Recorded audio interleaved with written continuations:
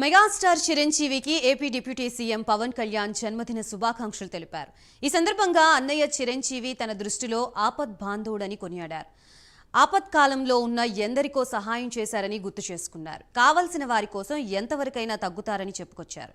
Assembly ఎన్నికలకు తాను అన్నయ్య 5 కోట్ల రూపాయల విరాళాన్ని అందజేశారని తెలిపారు. అన్నయ్య ఇచ్చిన నైతిక బలంతోనే ఎన్నికల్లో అఖండ విజయం సాధ్యమైందన్నారు. అంతటి గొప్ప వ్యక్తిని అన్నగా ఇచ్చినందుకు దేవుడికి కృతజ్ఞతలు తెలియజేశారు.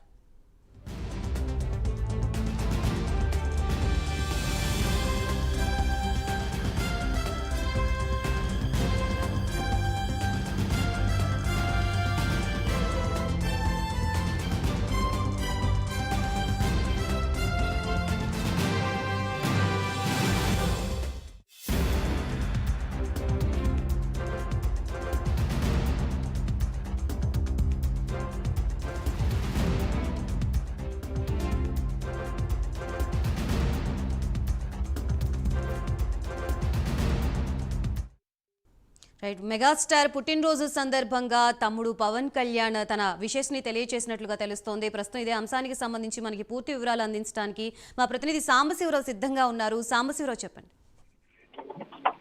గాయత్రి, జనసేన అధ్యక్షుడు పవన్ కళ్యాణ్, డిప్యూటీ సీఎం అయినటువంటి పవన్ కళ్యాణ్ అన్నయ్య చిరంజీవికి అయితే పుట్టినరోజు శుభాకాంక్షలు తెలియజేసినటువంటి పరిస్థితి.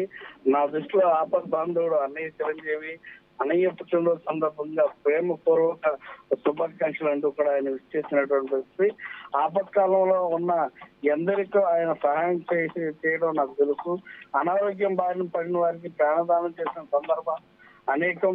కొందరికి చేసిన సాయం మీడియా ద్వారా బాహ్య ప్రపంచానికి తెలిస్తే మరెన్నో సహాయాలు గుప్తంగా మిగిలిపోయాయంటూ కూడా ఆయన లెటర్లో పేర్కొనడం జరిగింది. కావలసిన వారి కోసం ఆయన ఎంతవారికైనా సర్దుతారు, అభ్యర్థిస్తారు.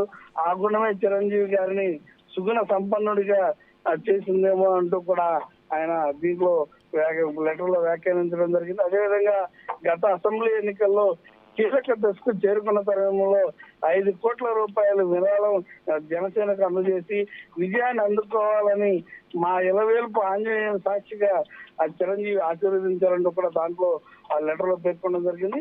అదేవిధంగా ఆయన ఆ రోజు ఇచ్చిన నైతిక బలం, నైతిక మద్దతు జనసేనకు అఖండ విజయాన్ని చేకూర్చిందంటూ కూడా లెటర్ లో పేర్కొనడం జరిగింది. అదేవిధంగా అటువంటి గొప్ప దాతను అన్నగా ఇచ్చినందుకు ఆ భగవంతుడికి సదా కృతజ్ఞతలు అంటూ కూడా లెటర్ లో పేర్కొన్నారు.